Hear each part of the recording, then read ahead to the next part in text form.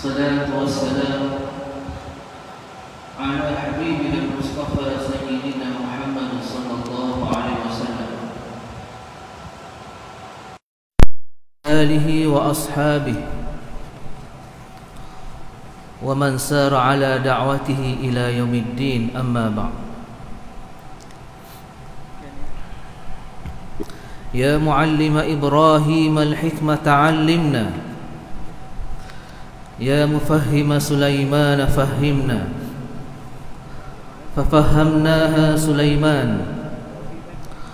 وكلا آتينا حكما وعلما وسخرنا مع داود الجبال يسبحن والطير وكنا فاعلين. يا رب سليمان ويا رب موسى ويا رب عيسى ويا رب محمد صلى الله عليه وسلم، اللهم زدنا علما وارزقنا فهما وحكمة برحمتك يا أرحم الراحمين.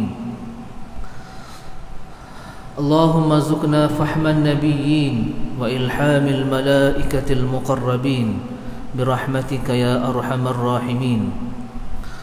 اللهم فقهنا في الدين وعلمنا التأويل والحكمة برحمتك يا أرحم الراحمين. والحمد لله رب العالمين. قال رسول الله صلى الله عليه وسلم: لا تحاسدوا ولا تناجشوا ولا تباغضوا ولا تدابروا ولا يبيع بعضكم على بيع بعض وكونوا عباد الله إخوانا. المسلم أخو المسلم لا يظلمه ولا يخذله ولا يكذبه ولا يحقره. التقوى ها هنا، ويشير إلى صدره 3 مرات: بحسب امرئ من الشر أن يحقر أخاه مسلم، كل المسلم على المسلم حرام، دمه وماله وعرضه. صدق رسول الله صلى الله عليه وسلم. Yang bermaksud, janganlah sesekali kamu dengki-mendengki, jangan sesekali kamu meminta, membeli dengan harga yang tinggi, bukan dengan tujuan untuk membelinya, tetapi kamu membuat demikian adalah bertujuan untuk menipu orang lain. Dan janganlah kamu memudaratkan mereka, janganlah kamu sentiasa benci membenci, dan janganlah kamu berpakat, berkomplot, menikam dari belakang. Janganlah kamu sesekali menjual di atas jualan orang lain. Wa kunu ibadallahi ikhwana, maka jadilah kamu hamba-hamba Allah yang sangat bersaudara. Seorang Muslim adalah saudara kepada Muslim yang lain. Dia tidak menzalimi saudaranya, tidak membohonginya, dan tidak menghinanya.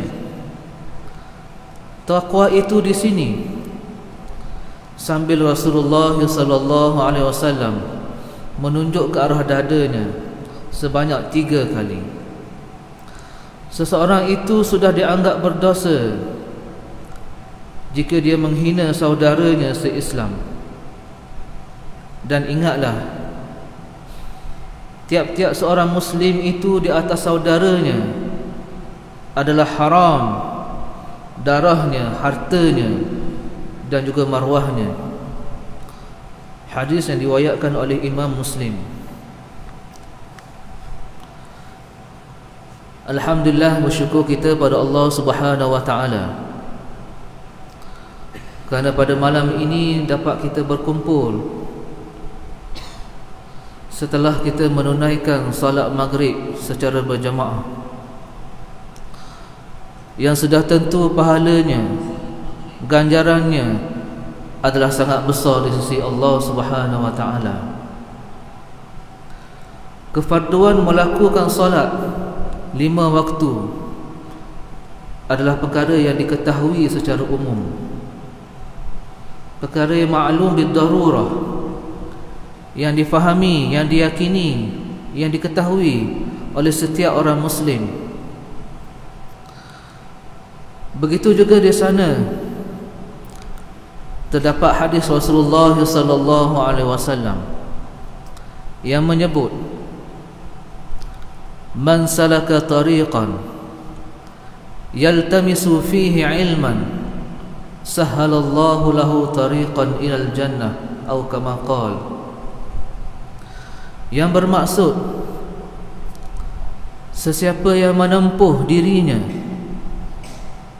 mempermudahkan dirinya, meringankan badannya, meluangkan masanya untuk menuntut ilmu Allah Subhanahu wa taala, terutamanya ilmu yang berkaitan dengan agama,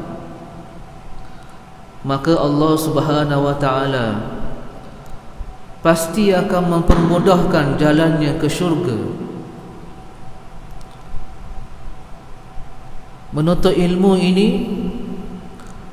tiada tempat, tiada tempoh tertentu, tidak dikhususkan di bahagian, di tempat.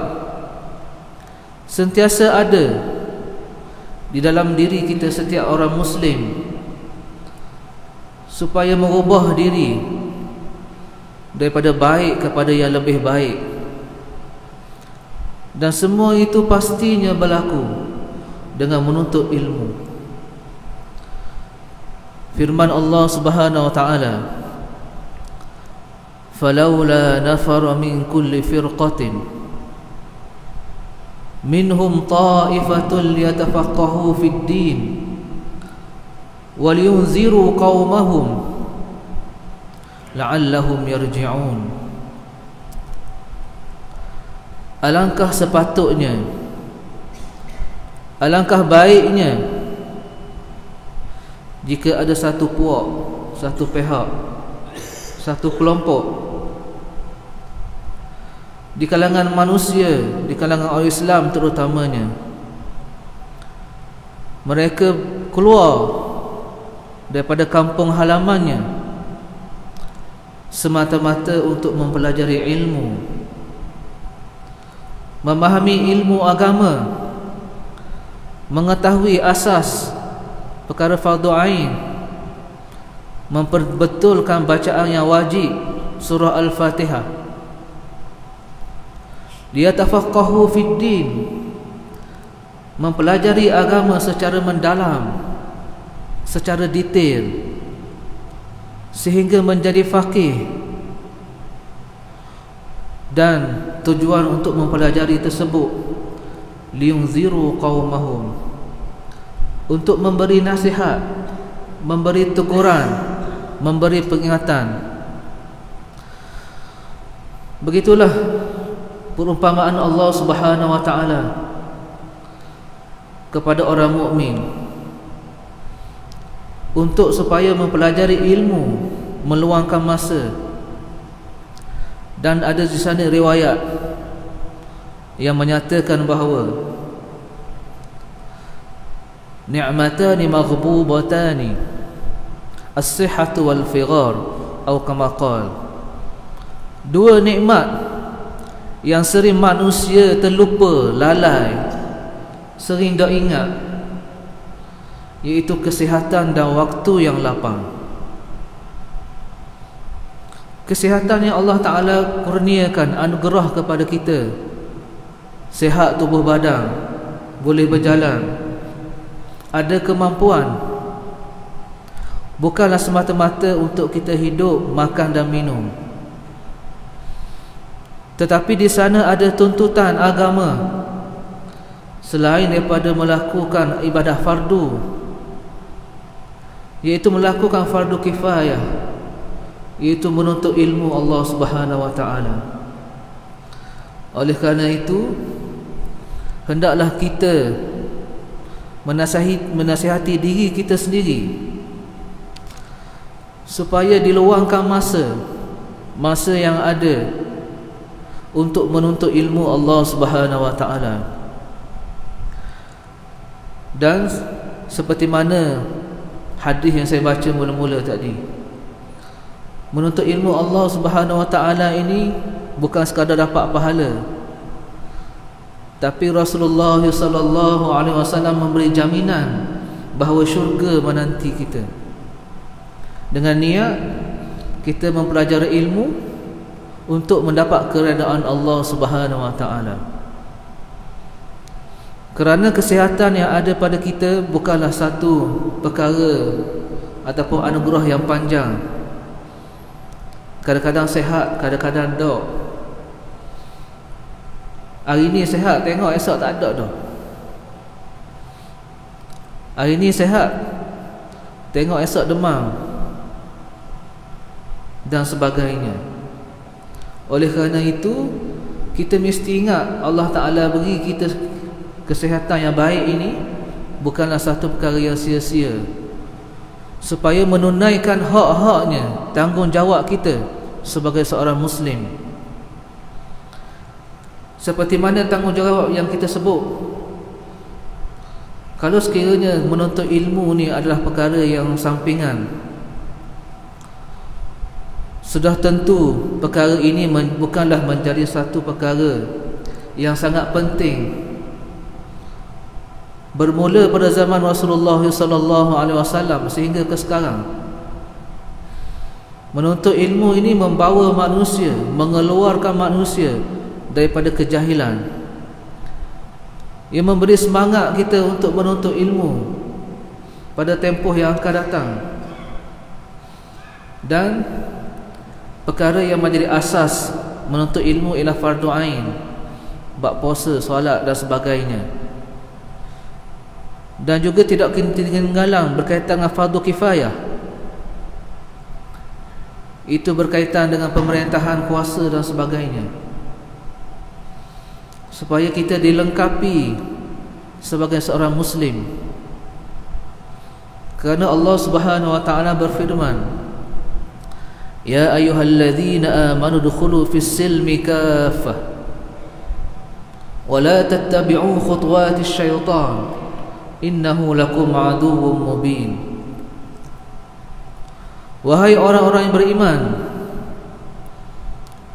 masukkanlah diri kamu ke dalam agama kamu secara keseluruhan. Bermaksud bukan kita memilih bidang-bidang tertentu sahaja, ibadat-ibadat tertentu sahaja, kewajipan tertentu sahaja, tetapi meninggalkan kewajipan yang lain. Kerana ini adalah tuntutan Allah Subhanahu wa taala ke atas setiap seorang Muslim. Udkhulu fis silmi kaffah. Wahai orang mukmin, wahai orang Muslim, wahai orang beriman, masukkanlah kamu ke dalam agama secara keseluruhannya. Dan ingatlah, wala tattabi'u khutuwatis syaitan. Jangan sesekali kamu terpedaya, terdorong dengan pujukan dan rayuan syaitan, supaya menghabiskan masa kamu bukan untuk agama, tetapi menghabiskan masa dan tempoh kita adalah untuk hawa nafsu syaitan. Oleh kerana itu, insya-Allah pada malam ini kita akan membincangkan perkara di antara perkara yang paling penting dalam diri setiap orang Muslim, ialah akidah. Akidah ini adalah bermaksud pegangan. Akidah muslimin, akidah ataupun pegangan yang wajib dipegang oleh setiap orang Muslim. Perkataan akidah seerti dengan perkataan iman, dan ia sama sekali tidak sama dengan perkataan ideologi. Kerana akidah atau iman itu merupakan hidayah Allah Subhanahu wa taala, Adapun ideologi pula ialah ciptaan manusia yang bersifat makhluk, yang sudah tentu mempunyai banyak kelemahan, walaupun ianya dicipta oleh seorang manusia yang berakal dan berilmu. Akidah ini ialah iman, keimanan kita, dan ia adalah berbeza dengan ideologi pemikiran. Akidah Islam berbeza dengan pemikiran, ideologi ataupun ism barat. Dan hanya akidah Islam sahajalah yang membawa manusia ke arah kebenaran, mengikut sebagaimana perjalanan dan dakwah Nabi SAW. Sudah tentu ideologi yang dicipta oleh manusia pasti ada kelemahan, kerana manusia ini dicipta oleh Allah Subhanahu wa taala, Al-Khaliq, yang Maha Pencipta. Sudah tentu yang Maha Pencipta, yakni Allah Subhanahu wa taala, Maha mengetahui, Maha bijaksana daripada manusia. Kerana Allah Subhanahu wa taala tidak menciptakan manusia dengan dibiarkan begitu saja, tetapi di sana Allah Subhanahu wa taala menetapkan tujuan, visi, matlamat kenapa manusia diciptakan. Firman Allah Subhanahu wa taala, "Wa ma khalaqtul jinna wal ins illa liya'budun." Tugas manusia yang pertama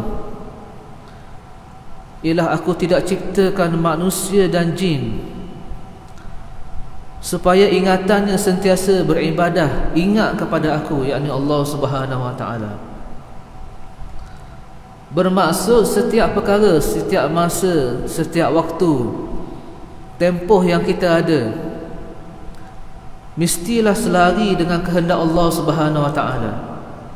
Mestilah sama dengan ajaran Islam, sama mengikut syariatnya, sama mengikut petunjuk yang dibawa oleh Rasulullah sallallahu alaihi wasallam. Sehingga sempurnanya Islam ini bermula dengan kita bangun daripada tidur. Sudah ada adab dalam Islam. Tidak ada agama ataupun ajaran yang lebih lengkap selain daripada Islam, tak ada. Islamlah satu-satunya agama, ajaran yang sangat lengkap. Mengikut kitab Syama'il Muhammadiyah yang disusun, yang dikarang oleh Al-Imam Tirmizi rahimahullah ta'ala. Di sana ada satu riwayat, ada huraian yang menyatakan bahawa apabila Nabi SAW bangun daripada tidur, perkara yang mula-mula sekali Nabi buat ialah membasuh tangan di bejana, di bekas. Kerana tangan manusia ni tidak tahu di manakah ia berada ketika tidur. Kita tidak tahu tangan kita duduk mana. Itu sunnah, bangun daripada tidur kita membasuh tangan. Cuma sebahagian daripada manusia ni ada yang mempelekehkan sunnah Nabi SAW. Berlaku dah zaman dulu, Allah Ta'ala tunjuk dalam kitab Bustanul Arifin. Ada satu riwayat menyatakan bahawa ada seorang yang mempermain-mainkan sunnah Nabi SAW, menyatakan bahawa kita tak perlu, bila bangun tidur tak perlu basuh tangan. Dia kata aku tak perlu basuh tangan. Sebab apa? Sebab aku tahu di mana tangan aku berada. Kata-kata ini adalah bertujuan untuk mempelekehkan sunnah Nabi, mempelekehkan hadis dan mempelekehkan Nabi sendiri. Lalu dalam kitab itu menerangkan Allah Ta'ala menunjukkan segera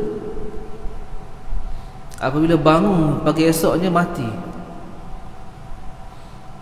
tengok tangannya masuk ke dalam duburnya, dalam punggungnya, sehingga sampai ke lengan. Kita tidak dapat bayangkan bagaimana seksanya. Itu baru perkara yang kecil, sunnah Nabi yang kecil. Apatah lagi perjuangan Nabi SAW yang sangat besar, iaitu iqamatid din wa siyasatid dunya bih, iaitu menjadikan agama Islam ini sebagai agama yang berdaulat. Syariat Islam ini sebagai syariat berdaulat dan memerintah dunia dengan syariat Islam. Itulah tujuan yang paling besar, perjuangan yang paling besar oleh Nabi SAW. Jadi oleh kerana itu, Islam ini sangat sempurna, cukup lengkap. Cuma bergantung kita je tahu ataupun tidak, cari ataupun tidak perkara-perkara yang berkaitan dengan asas-asas agama. Makna akidah dari sudut bahasa ialah mengikat dengan simpulan yang teguh sehingga ia sukai dirungkai dan dicabut. Hal ini berpandukan firman Allah Subhanahu wa taala, la ikraha fid din qad tabayyana ar-rusydu minal ghayy faman yakfur bit-taghuti wa yu'min billah faqad istamsaka bil 'urwatil wuthqa la infisama laha wallahu samiun 'alim. Yang bermaksud tiada paksaan dalam agama, yakni tiada paksaan untuk memasuki agama Islam. Sesungguhnya telah jelas yang benar dan yang sesat. Oleh kerana itu, sesiapa yang beriman kepada taghut, sesiapa yang ingkar pada taghut, iaitu pelampau sempadan Allah Subhanahu wa taala, dan beriman kepada Allah, maka sesungguhnya dia telah berpegang dengan simpulan tali yang sangat kuat, yang pasti tidak akan terungkai. Dan ketahuilah bahawa Allah Subhanahu wa taala Maha mendengar lagi Maha mengetahui. Surah Al-Baqarah ayat 256. Di mana dalam ayat ini jelas Allah menyatakan bahawa sesiapa yang jauh, yang tidak patuh, tidak tunduk kepada taghut. Taghut ini berasal pada perkataan tagha, yang bermaksud melampaui batas. Yang dimaksudkan dengan taghut ialah mereka yang tidak mengikut perintah Allah Subhanahu wa taala dan melakukan larangannya. Itulah yang dimaksudkan dengan taghut. Dan sesiapa, yakni orang beriman, yang boleh menjauhi daripada kelompok orang-orang yang melanggar syariat Allah, yang mencari jalan supaya syariat Allah ini tidak dilaksanakan, dan beriman kepada Allah Subhanahu wa taala. Dua sifat ini. Yang pertama ialah ingkar pada taghut, yang kedua beriman kepada Allah. Beriman kepada Allah Subhanahu wa taala bukan sekadar sebut di mulut je, bukan sekadar menyebut syahadah, tetapi menunaikan hak-haknya. Hak la ilaha illallah Muhammadur Rasulullah. Menunaikan setiap syahadah tersebut ada haknya, bukan sekadar melakukan kefarduan 5 solat je. Kebanyakan daripada masyarakat kita ni faham, kalau sembahyang 5 waktu, puasa, zakat, pergi Mekah, maka selesai dah, tak ada dah tanggungjawab lain. Sedangkan kalau kita menghayati tadabbur kepada ayat-ayat yang saya baca tadi, jelas menyatakan bahawa Islam ini bukan sekadar itu sahaja. Di antara menunaikan haknya ialah menjadi khalifah di muka bumi ini. Firman Allah Subhanahu wa taala, "Wa idz qala rabbuka lil malaikati inni ja'ilun fil ardi khalifah qalu ataj'alu fiha man yufsidu fiha wa yasfiku ad-dima' wa nahnu nusabbihu bihamdika wa nuqaddisu lak qala inni a'lamu ma la ta'lamun." Dan ingatlah ketika Allah Subhanahu wa taala berfirman kepada para malaikatnya, sesungguhnya aku, yakni Allah Subhanahu wa taala, menciptakan manusia sebagai khalifah. Lalu para malaikat al-muqarramin tanya kepada Allah Subhanahu wa taala, ataj'alu fiha man yufsidu fiha wa yasfiku ad-dima'. Wahai Allah, betul tak kamu nak jadi manusia ni sebagai khalifah di muka bumi ni? Sungguh ke? Sedangkan aku mengetahui bahawa manusia ini adalah sifatnya yasfiku ad-dima', man yufsidu fiha, iaitu di antara sifat buruk manusia ini ialah merosakkan muka bumi ini, melakukan kerosakan.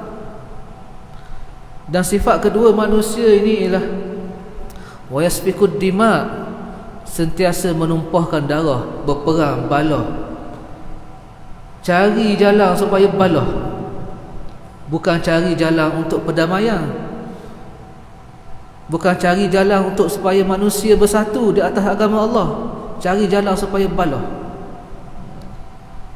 Lalu Allah Subhanahu wa taala menjawab, inni a'lamu ma la ta'lamun. Sesungguhnya aku, yakni Allah Subhanahu wa taala, mengetahui apa yang kamu tidak ketahui. Jadi jelas dalam ayat Quran yang saya sebut tadi,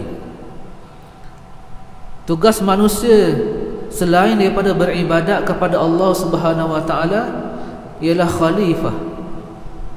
Apa maksud khalifah? Makna khalifah ni apa dia? Hirasatid din wa siyasatid dunya bih, iaitu menjaga agama, memelihara syariat, memelihara akidah, dan juga memerintah dunia dengan agama, menjadikan agama Islam itu sebagai jalan hidup, cara kehidupan. Bukan bermaksud menjadikan Islam itu buat kita hak nak je, bab sembahyang, bab puasa, bab haji, hak tu je kita ikut. Adapun perkara-perkara lain tak ada. Inilah yang disebabkan oleh serangan pemikiran Ghazwatul Fikri yang dilakukan oleh orang Barat bersama dengan orang Zionis, orang Israel, dan mencapai matlamatnya, iaitu memisahkan agama daripada manusia, menjadikan orang Islam supaya hanya fikir pasal ibadat je, sembahyang, puasa, zakat, haji je. Adapun perkara lain tak bercara. Kalau bab perniagaan tak ada dalam agama, ikut pandai, ikut hawa nafsu kita, ikut cara mana keuntungan dapat. Inilah di antara perangai ataupun sifat manusia yang memisahkan agama daripada kehidupannya. Kalau berniaga sebagai contoh, ikut sistem Islam, sistem muamalat, tak ambuh nak ikut sistem riba, kerana riba ni lebih menguntungkan walaupun menzalimi orang lain. Ataupun contoh yang lain, kita berniaga berada di kelompok, banyak kedai, kita duduk tengah sebagai contoh. Bila kedai kita duduk laku, kedai sebelah laku, macam-macam buat. Ini adalah sifat di antara manusia yang memisahkan agamanya dengan syariatnya. Sedangkan Islam tak gitu. Buktinya apa? Kita tengok kepada petunjuk kita, tauladan kita, idola kita, iaitu Nabi Muhammad sallallahu alaihi wasallam. Adakah Rasulullah sallallahu alaihi wasallam duduk masjid 5 waktu, tak pergi ke mana? Sembahyang puasa haji je, tak buat benda lain dah? Adakah itu yang kita tengok? Jawapannya tak. Kita ketahui di bulan Rabiul Awal ni, ustaz-ustaz kita, tok guru kita, syekh kita cerita sirah berkaitan dengan Nabi, bagaimana Rasulullah SAW bermula diuji daripada Allah Subhanahu Wa Taala sejak kecil lagi, sejak berada dalam kandungan. Apabila Rasulullah berada dalam kandungan ibunya Sayyidatina Aminah radhiyallahu anhu, Allah Subhanahu Wa Taala menguji Nabi kali pertama, iaitu diwafatkan ayahnya Sayyidina Abdullah. Bermaksud Nabi ini lahir dalam keadaan yatim, lahir dalam keadaan tidak pernah nampak, tidak pernah merasai kasih sayang Allah Subhanahu Wa Taala. Sebab apa jadi gitu? Para ulama menyatakan di antara sebabnya adalah supaya Rasulullah sallallahu alaihi wasallam meletakkan diri dan hatinya bergantung sepenuhnya kepada Allah Subhanahu Wa Taala, dan supaya Nabi kita Muhammad sallallahu alaihi wasallam ini diberi ujian dan dahsyat, kerana ujian-ujian yang akan datang lebih berat lagi, lebih besar lagi, untuk mentabahkan, menguatkan hati Nabi sallallahu alaihi wasallam. Jadi oleh kerana itu kita mesti memahami tugas dan tujuan kita, memikirkan bersama, adakah ini yang, ataupun adakah sekadar ini sahaja matlamat penciptaan Allah Subhanahu Wa Taala kepada kita? Bagaimana dengan hak-hak yang lain? Walaupun Islam membawa konsep tiada paksaan dalam menganutnya, namun apabila seseorang itu mengaku Islam, maka wujudlah ikatan manusia dalam hubungannya dengan Allah Subhanahu Wa Taala, meliputi semua urusan dunia hingga ke akhirat. Lalu mereka mengikuti petunjuk Allah Subhanahu Wa Taala dengan keyakinan yang kukuh dan tidak boleh dirungkaikan lagi. Jadi apabila kita mengucap kalimah syahadah, maka di sana kita telah meletakkan hubungan kita dengan Allah Subhanahu Wa Taala. Bukan setakat hubungan kita yang berkaitan dengan ibadah, tetapi meliputi semua urusan dunia. Bermula daripada kita bekerja mencari rezeki, daripada pagi hingga ke petang, dan hingga pada waktu malam. Maka oleh itu kita hendaklah memberi luang masa kepada diri kita. Setelah seharian kita bertungku lumus mencari nafkah, mencari rezeki, apabila pada waktu malamnya ada pengajian ilmu, datanglah, marilah. Kerana bukan lama, sekejap je. Antara maghrib isyak ni waktu sekejap je. Dan itulah waktu yang kita ada untuk memperbaiki diri kita. Kerana orang mukmin, orang Islam, bila sentiasa hatinya berikat, diikat dengan masjid, bila dak mari surau, dak mari masjid, rasa dak sedap, rasa gelisah, kena mari juga. Bila sampai tahap tu, maka hendaklah kita buat tuntutan yang kedua pula, iaitu menuntut ilmu. Carilah ilmu Kerana ilmu itu adalah membawa cahaya, membawa kebenaran, menjauhkan manusia daripada pemikiran-pemikiran yang salah. Umpamanya kita melihat hari ini banyak pemikiran, ideologi yang sesat. Bukan sekadar ajaran sesat je, tapi ideologi, pemikiran. Umpamanya kita kata pemikiran yang semasa, yang moden, antaranya liberal, sekularisme, hedonisme, aizm, pemikiran dan ideologi yang diasaskan oleh Barat untuk meracuni pemikiran umat Islam setelah mereka tidak berjaya dalam peperangan. Mereka tidak berjaya, sebahagiannya dalam peperangan kalah. Lalu mereka tidak berdiam diri, mereka melakukan serangan pemikiran. Dan serangan ini terjadi kepada masyarakat kita. Umpamanya liberal ini ialah mereka nak supaya hak mereka diberi. Antara liberal ni ialah seperti mana orang lelaki sembahyang, bila sembahyang boleh jadi imam, boleh jadi bilal, maka dia menuntut hak dia supaya orang puan pun boleh juga. Liberal ni bukan dia meluaskan pemikiran, meluaskan agama dia, agama Kristian, tak. Mereka kacau agama Islam. Mereka nak supaya Islam itu dihancurkan secara akar umbi, bermula daripada perkara asas berkaitan dengan agama. Mereka nak.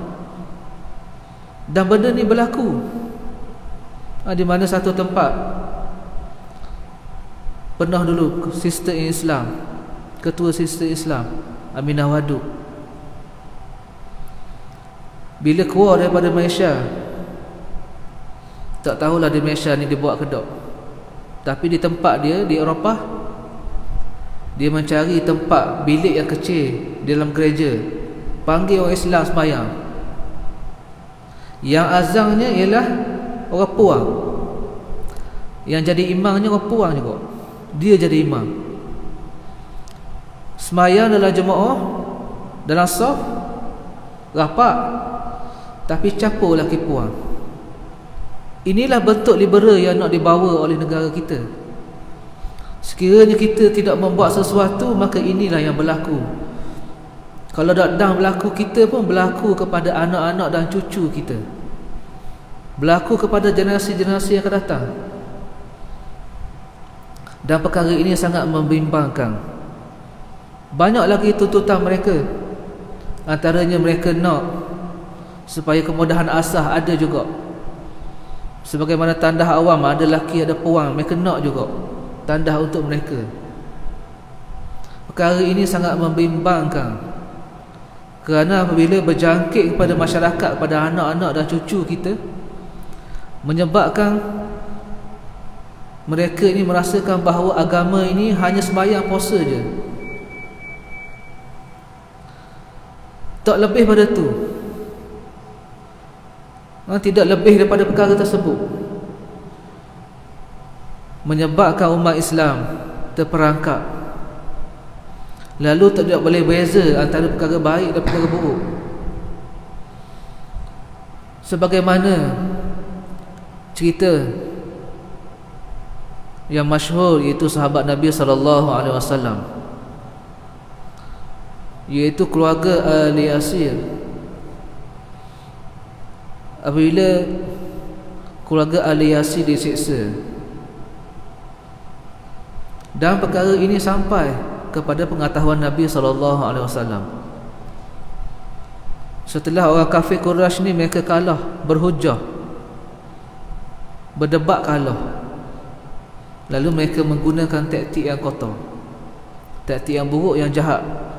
Mereka cari orang Islam, mereka bunuh, mereka seksa. Dan sejarah ini berlaku sebagaimana saudara kita di Palestin. Bila lalu, orang Islam lalu je berada dalam kawasan Masjid Palestin, askar Israel akan ambil, dok kira budak, dok kira orang tua, orang puang, dok kira maju ambil. Humbang dalam penjara, seksa dan sebagainya. Bukan remaja je, budak-budak kecil pun dia ambil juga. Jadi perkara ini sampai kepada Nabi. Nabi tahu, tapi Nabi tak boleh nak buat apa. Tak boleh nak halang. Sebab apa? Sebab kuasa tak ada. Tak ada power, tak ada kuasa nak menghalang. Lalu menyebabkan keluarga Yasir, Ali Yasir dibunuh. Yang tinggalnya adalah Ammar bin Yasir radhiyallahu anhu. Di mana Ammar bin Yasir ni oleh kerana seksa yang teruk sangat, dok tahan, ngaku bahawa dia ini kembali, bahawa dia ini tidak beriman kepada Allah, sebuah berhala. Lalu Ammar bin Yasir ni bimbang, takut berjumpa dengan Nabi SAW. Nabi menyatakan, bagaimana dengan hati kamu? Mu sebut tadi mu keluar pada Islam, hati kamu macam mana? Yasir menyatakan, tak, hati aku ni tetap dengan Islam.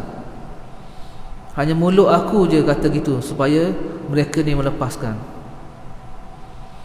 Jadi oleh kerana itu Nabi kata, ya, kamu masih lagi Islam, kamu masih lagi orang beriman. Oleh kerana itu, iman dan Islam ini bukan sahaja diucap di mulut, tapi mesti yakin dengan hati. Kita meyakini bahawa apa yang disebut oleh Allah Subhanahu Wa Taala dalam Quran dan diceritakan, dipraktikkan oleh Nabi SAW itu benar. Tidak ada was-was, tak rasa ragu-ragu terhadap perintah dan syariat Allah Subhanahu Wa Taala.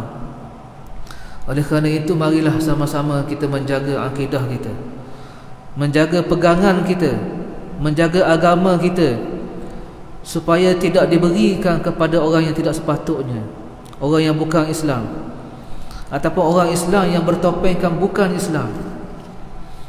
Dan kita sentiasa berdoa kepada Allah Subhanahu Wa Taala supaya Allah Taala sentiasa memberi petunjuk dan hidayah kepada kita. Sebab itu para ulama menyatakan bahawa dua perkara yang kita tidak boleh tinggal, dua doa.